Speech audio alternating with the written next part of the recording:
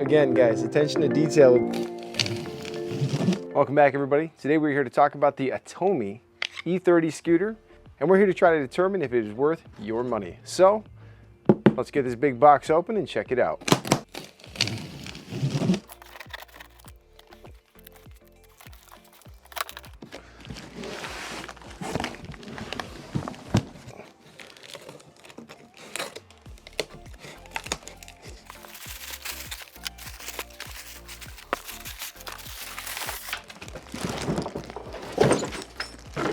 All right, first thing I will say, this is a reach out to all scooter companies. Please make these things easier to get out of the box. Some of the companies, they have it down packed. Handles down and locked, you open the top, lift and slide it right out. But with this one here, you go to take it out, handle's not locked into anything, it's just kind of awkward. Not horrible, just a little awkward. All right, so coming in, like most scooters, this is what it's gonna come out as. A lot of them kind of come mostly assembled, but you still have to do a little bit of the work yourself. Usually that includes attaching the handlebars. But it appears on this one, you also have to attach the kickstand. Atomi, we can do better. We can do better. See, when you're pulling out these scooters and going to hook them up and test them, really nice aspect. Set it up on the wheels, put the kickstand down, boom. Makes installing the headset a little easier. So, a couple of points down for that one, but not the biggest deal. You know, this is a setup you're only gonna have to do once. So, that's all right. Well, I'm guessing the kickstand is gonna be in this bag, so let's go ahead and start there to make our lives a little easier. So here inside, we have a bag with a kickstand, a bunch of hardware, a couple of tools, and what appears to be a tire chuck or tire extension. It makes filling the tires a little easier. It does appear to be a halfway decent kickstand. It's got a spring mounted on the side. Looks like that's a pretty simple one. It's gonna go in with two of these little, what are they, M8, M6 bolts. Gonna thread right here into the side. Again, I feel like there was enough room in the box to have this shipped on there. They might have their own reasons why they didn't, but it's the little things that are sometimes pretty nice.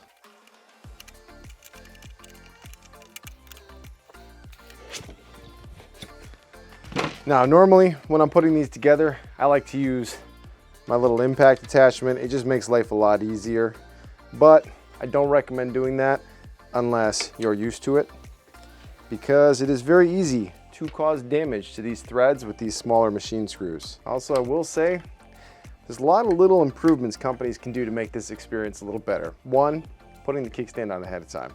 If it doesn't fit, I understand. Two, not making the screw an extra ½ an inch longer than it needs to be.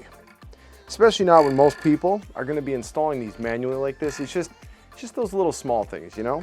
So now we have the kickstand on.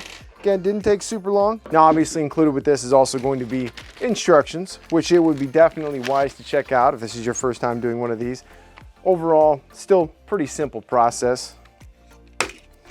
All right, looks like this is gonna be pretty similar to most of the other ones. You're gonna have 4 bolts on the head or neck piece here.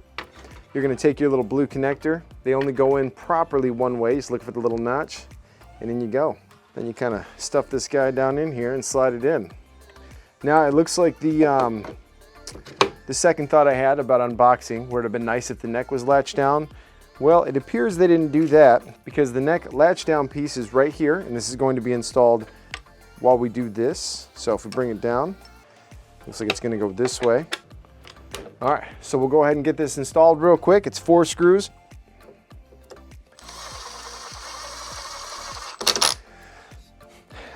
Again, only use power tools if you're used to working with these kind of thread types. As you guys can see, I spend a lot of days working on scooters as my primary job. So I'm pretty used to running these through with power tools without stripping them. It tends to be a necessity in a job where you have 400 scooters you repair on a fairly regular basis. All right, so now that we have that done, let's go ahead and test out the latching mechanism. It works, not too bad, not too bad. But if you set it down, just like right there, I set it down, I didn't touch it, it just falls off. So if you're moving this thing around and you just set it down, this thing can just flop out of your way. So pick it up. All right, I'm gonna set it down, then I'm gonna go to pick it up. And again, these aren't major things, just something I'm noticing here. If you looked at like the Highboy and the Highboy S2R Plus, they didn't really run into those issues. They had a little bit better latch on them, but they came in at a little bit higher price, usually about $369 on those. Speaking of price, this unit here comes in at $269. It has a 650 watt motor. It goes 19 miles max range, and the speed max is out at about 15.6 miles per hour. Now we're gonna test all this. We're gonna take it on a run. We're gonna feel it out, see what it can do. So right here, this is what they call their double safety latch mechanism. So as you pull it up, this first latch is gonna jump into place. And that actually makes it pretty stable there, but then you're gonna grab it right here, pull it back, and it locks it into place. Same idea. To drop it though, you're gonna click this button in, and then you're gonna pull outwards. It is a bit of a tighter pull, but you know, that's a good thing. I like to see that. This latch feels super solid. It's built well, and I don't think it's gonna accidentally pop out on you. Nice to see that. And if by chance it did pop out on you, it's got that second latch, and hopefully you can notice and take care of it. Now, this is the E30 model. So they also sell an E20 model, which is slightly smaller. But this one here, cool aspect to it, it comes with these nice 10-inch wheels. And they are air-filled. So here in the back, we also have a nice disc brake setup on the 10-inch wheels. Right here's a little closer shot of that latching mechanism. Now, it would be nice to see a little more thought put into this end or into this end, something that holds it a little bit better when latching it in. Coming around to the front here, you got your little light. We'll be testing that out, of course. Then you have a couple of reflectors, 2 side ones and a front one. Then coming around to the back, you get the nice little Atomi logo.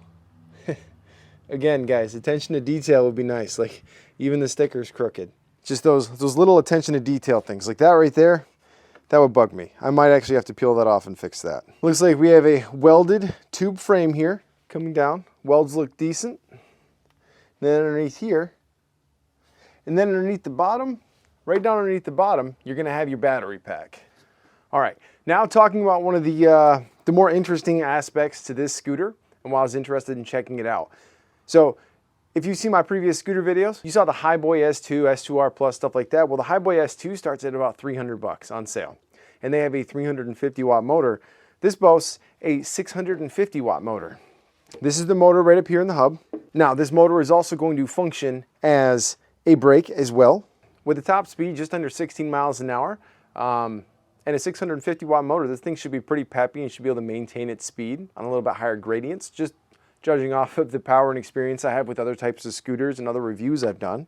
All right, so let's power it on. Let's check out the screen, all that kind of stuff, and then we'll get to a test ride and see how it goes. All right, so to power it on, just a simple hold on the power button. You have your optional headlight button here, which is going to turn on the light. Now, checking out the light, doesn't look too bad. It's not the brightest thing in the world, but it's going to work. All right, then on the screen here, if you push the button, it's going to show your throttle. That's kind of nice. I like that. Now, like a lot of these other scooters we check out in this price range, we'll call it the budget commuter scooters, right? So they're not going to start moving until you kick off. It's not only a safety thing, it's really going to extend the life of your battery too, not having to get that initial momentum going. All right, I suppose what's left is to get out, give this thing a test run, and see how it goes.